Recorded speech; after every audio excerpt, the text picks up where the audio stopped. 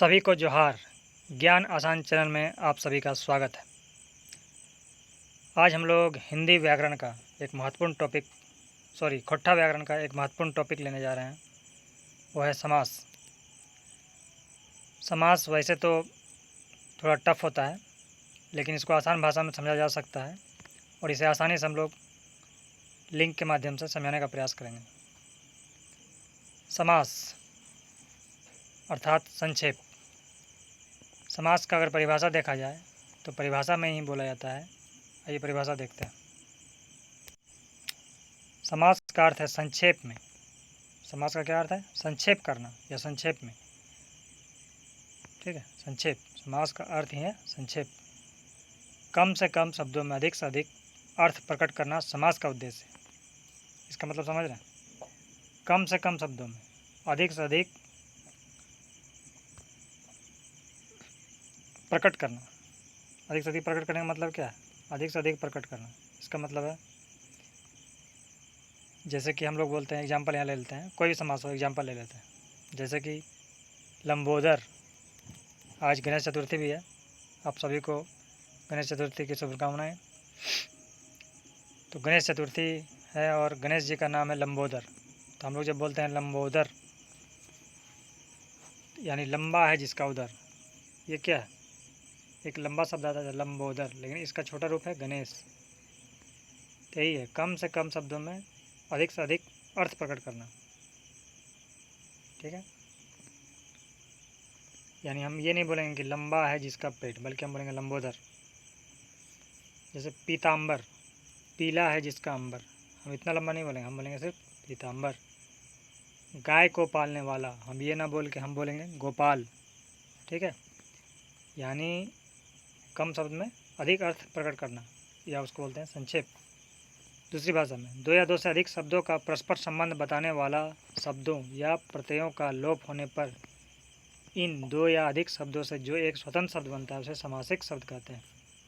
ठीक है, उसी को थोड़ा एक्सप्लेन किया गया है। दो या दो से अधिक शब्द जब मिलते हैं, उसको लोप है कि एक नया शब्द बनता है, स्वतंत्र शब्द बनता है या नया विशेष शब्द बनता है, वो समासिक शब्द कहलाता है। जैसे अभी बताया लंबोदर, उसका क्या निकलता है? गणेश। पीताम्बर, उसका क्या निकलता है? भगवान विष्णु। त्रिलोचन, उसका क्या निकलता है? भगवान शिव। ठीक है, और भी है राजपुत्र, राजा का पुत्र। इस तरह समास की परिभाषा खोट्टा में भी है। खोट्टा भाषा में क्या बोला जाता है इसको, किस तरह से समास की परिभाषा दी गई है? वैसन शब्देक कहत जा है जे, माने वैसा शब्द को बोला जाता है जो दू बा दू से बेसी शब्देक जोड़नार बा नाता गोता से नवा शब्द बा बेस अर्थ रखे वाला शब्देक कहल जा है। मतलब दो या दो से अधिक शब्द मिलकर, है ना, नाता गोता से नया शब्द या एक विशेष शब्द, विशेष अर्थ निकालते हैं, वो समास कहलाता है। ठीक है, खोट्टा में उसकी उसी बात को खोट्टा में बताया गया है। इसमें हमें विशेष ध्यान देना है कि दो या दो से अधिक पद होते हैं, वो दोनों मिलेंगे और एक नया अर्थ या विशेष अर्थ प्रकट करेंगे, तब वो समास कहलाता है। ठीक है, दिमाग में बैठा लीजिए आसानी से। अब हम देखते हैं समास के प्रकार। समास के 7 प्रकार हैं, ऐसे कहीं 6 भी देता है, लेकिन हम 7 ही पढ़ेंगे पूरा। ठीक है, पहला समास है द्वंद्व समास। दूसरा समास है द्विगु समास। तीसरा है अव्ययी भाव समास। फिर तत्पुरुष समास, बहुव्रीहि समास, कर्मधारय समास और नियत समास। ठीक है, ये 7 समास है, इन 7 को हमें पढ़ना है। ठीक, अब इसका नाम खोट्टा में भी है। खोट्टा में इनको अलग अलग नामों से जाना जाता है। खोट्टा में द्वंद्व समास को कुछ नाम है, द्विगु का कुछ नाम है, अव्ययी भाव का कुछ नाम है। अगर एग्जाम में ऐसा क्वेश्चन देता है जहाँ आपको नाम सही से पता नहीं चल पाता है कि किसको बोल रहा है, तो पहले हम इसको पढ़ के समझ लेंगे, इनकी परिभाषाएँ समझ लेंगे और उस नाम से लिंक भी कर देंगे। तो चलिए पहले एक बार हम लोग नाम को बढ़िया से, हिंदी के नाम को खोट्टा के नाम से मैच करते हैं और एक बार दिमाग में बैठा लेते हैं। ये हम लिंक के द्वारा बैठाएंगे और इसको याद कर लेंगे। ठीक है, आइए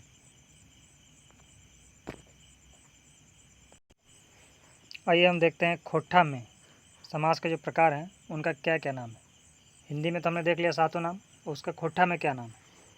तो पहला है हमारा द्वंद्व समास, ठीक है, उसको बोलते हैं अडसड़िया समास। दूसरा है द्विगु समास, उसको बोलते हैं आग सईखा समास। तीसरा अव्ययी भाव समास, इसको बोलते हैं अभिएक समास। फिर अगला है तत्पुरुष समास, इसको बोलते हैं पिछवाड़ी समास। फिर है बहुब्रीहि समास, उसको बोलते हैं अडगाही समास। फिर है कर्मधारय समास, इसको बोलते हैं पट्टतैर समास। अगला है नियत समास है, जिसको नानुक्रुआ समास बोलते हैं खोट्ठा में, इसको बोलते हैं नियत समास, ठीक है, हिंदी में बोलते हैं इसको नियत समास, इसी को बोलते हैं नानुक्रुआ समास। तो देखिए इसको याद कैसे करेंगे कि द्वंद्व समास किसको बोलते हैं। मानते हैं कि एग्जाम में आ गया अड़सड़िया समास के एग्जाम्पल दीजिए, या उसमें एग्जाम्पल दिया रहेगा उसमें अड़सड़िया समास कौन सा है, तो आपको ये याद होना चाहिए कि अड़सड़िया समास क्या था, द्वंद्व है, क्योंकि हम लोग हिंदी में पहले से पढ़े हुए हैं तो उसको लिंक करने में थोड़ा आसानी होगा। तो आइए पहले हम लोग ये सातों समास के नाम को पहले याद कर लेते हैं, और याद नहीं करना है, लिंक से दिमाग में बैठाना है। इसको 1 मिनट में, 1 से 2 मिनट में आसानी से इसको हम दिमाग में बैठा सकते हैं कि किसका क्या नाम है। उसके बाद हम लोग इसको एक्सप्लेनेशन बाद में करेंगे, ठीक है। आइए पहला है द्वंद्व समास, ठीक है, द्वंद्व समास। द्वंद्व मतलब दो, ये दिमाग बैठाइए पहले। द्वंद्व नाम सुनने से लगता है द्वंद्व दो, हम बोलते हैं ना दिमाग में बहुत द्वंद्व चल रहा है, मतलब दो बात चल रहा है, क्या करें क्या ना। तो द्वंद्व को हम लोग कैसे लिंक करेंगे, अड़ सड़िया, तो इसको ऐसे करेंगे, द्वंद्व मतलब दो, और यहाँ भी अड़ और सड़, अड़ सड़, ऐसे दिमाग बैठाएंगे। अड़सड़, अड़सड़िया है, इसको हम ऐसे बैठाएंगे अड़सड़, मतलब दो एक चीज़ एक साथ आ रहा है, अड़सड़, ऐसे बैठाएंगे, द्वंद्व है ना, इससे लिंक करेंगे द्वंद्व मैंने दो, अड़सड़ कैसा आ रहा है, दो ऐसा आ रहा है अड़सड़। इसको हम लोग लिंक करके बैठाएंगे दिमाग में कि अड़सड़ या जो है वो द्वंद्व समास है। अड़सड़ जैसा सुनने में लग रहा है, अड़सड़ यानी वो द्वंद्व समास है, ठीक है। अब नेक्स्ट आइए द्विगु समास। इसमें हमको कहाँ फोकस करना है, द्विगु, ग पर फोकस करिए, द्विगु ग, ठीक है। यहाँ क्या है, आग सहीखा समास, ठीक है, आग सहीखा समास, इसमें हमको फोकस करना है आग, ग पर, द्विगु आग, ऐसे देखना हमको, द्विगु आग ग, और कहीं भी ग नहीं है, देख लीजिए पूरा समास, ठीक है मतलब अंत में नहीं है, अड़गाही में है, लेकिन लास्ट में ना ग, यहाँ भी ग, लास्ट में दोनों में ग, द्विगु आग समास, आग सहीखा समास, लिंक करने में आसानी होगी, ठीक है। द्वंद्व समास में क्या था, द्वंद्व दो, अड़सड़, अड़सड़, अड़ और सड़, दो आ रहा है। द्विगु, द्विग आग, द्विग आग, द्विग आग, ऐसे, ठीक है। तीसरा जी अव्ययी भाव समास, ये आसान है, अव्ययी भाव अभिएक, अव्ययी अभिएक, सुनने में मैच भी कर रहा है, अव्ययी अभिएक, इसमें कोई दिक्कत नहीं है, ठीक है। अब आ जाइए तत्पुरुष समास, तत्पुरुष पिछवाड़ी समास, इसमें हम लोग तत्पुरुष में पुरुष पर फोकस करेंगे, पुरुष, हम लोग महिलाओं के लिए ज़्यादा अच्छा होगा समझना, खासकर जो शादीशुदा महिलाएं हैं, कि हम लोग का पुरुष का बुद्धि पिछवाड़ी बुद्धि होता है, कोई भी काम करेगा पाछे बुद्धि होता है, पहले कर लेगा, गलती कर लेगा, फिर बोलेगा कि अरे ये गलती होगी, इसको बोलते हैं पिछवाड़ी बुद्धि, ठीक है। तो जो पुरुष है इसको इस रूप में देखें, पुरुष पिछवाड़ी, ठीक है, पुरुष का बुद्धि पिछवाड़ी होता है, इस तरह से हम लोग लिंक करेंगे। बस ये लिंक है, इसमें कोई ज़्यादा सोचना नहीं है, लिंक के लिए दिया गया है चीज़। पुरुष का बुद्धि पीछे नहीं होता है, ना महिला का, सभी आज समान है और सभी के पास उतना बुद्धि है, तभी तो पढ़ाई कर रहे हैं, आगे बढ़ रहे हैं।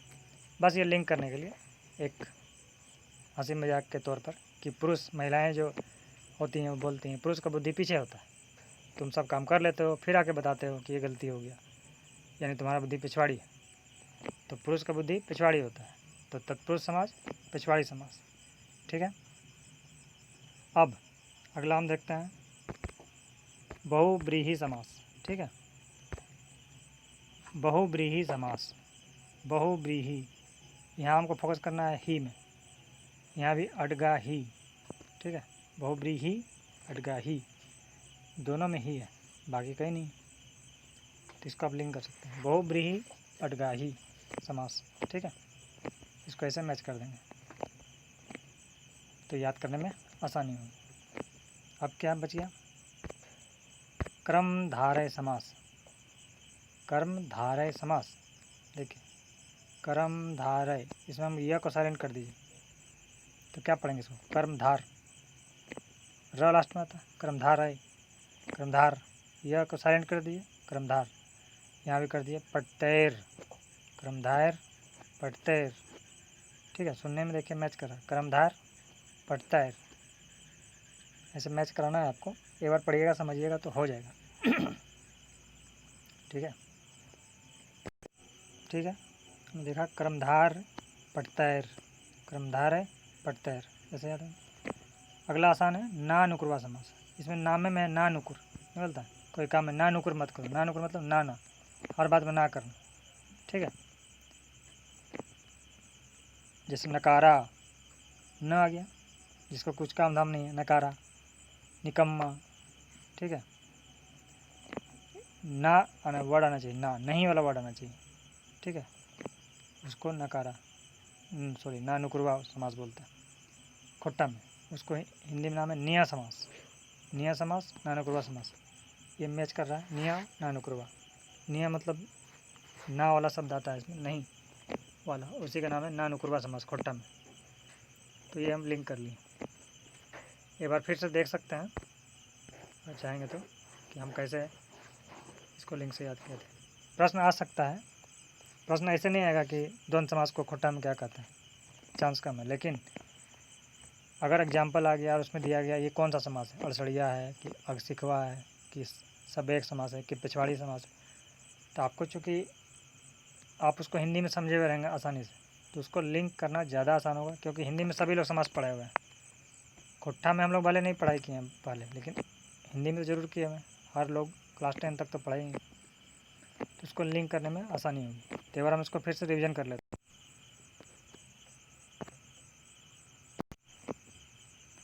आइए इसको हम लोग एक बार रिवीजन कर लेते हैं। क्या बताया था, द्वंद्व समास, द्वंद्व दो, तो यहाँ भी दो वर्ड जैसा आता है, अड़ सड़, दो आ रहा है इसलिए द्वंद्व। यहाँ क्या था, द्विगु, द्विगु, आ ग, ठीक है, द्विगु आ ग मैच, ठीक है, द्विगु समास। अब आगे क्या है, अव्ययी भाव, तो अव्ययक, ये तो मैच कर रहा है, ठीक है। अगला तत्पुरुष, पुरुष का बुद्धि पिछवाड़ी, ठीक है, यानी पिछवाड़ी समास, तत्पुरुष समास यानी पिछवाड़ी समास। बहुव्रीहि अडगाही, इसको मैच करना, बहुव्रीहि अडगाही, ठीक है। कर्मधार पटतैर, ऐसे कर्मधार पटतैर, ठीक है। अब नानुकुर समास, इसको बोलते हैं निया समास, निया निया, नानुकुर निया निया, नाना नो, है ना, नानुकुर करने वाला समास, ये मैच कर गया। तब ये हो गया हमारा समास। अब हम लोग सभी समास को यानी सातों समास का परिभाषा उसका एग्जाम्पल के साथ देखेंगे। तो आज पहले इतना आप लोग समझिए, इसको रिवीजन कीजिए, और आगे के लिए अगर पसंद आया आपको ये वीडियो तो लाइक कीजिए, कमेंट कीजिए, शेयर कीजिए, सब्सक्राइब कीजिए। और नेक्स्ट हम लोग द्वंद्व समास, द्विगु समास, अव्ययीभाव समास, तत्पुरुष समास, बहुव्रीहि समास, कर्मधारय समास और नया समास या नानुकुर समास, इसको एक्सप्लेन करेंगे और लिंक के द्वारा याद भी करेंगे और इसके दिमाग में अच्छी तरह से बैठाएंगे। तो आप सभी को धन्यवाद यहाँ पर इस वीडियो को देखने के लिए और अपना समय देने के लिए। धन्यवाद, मिलते हैं जल्द।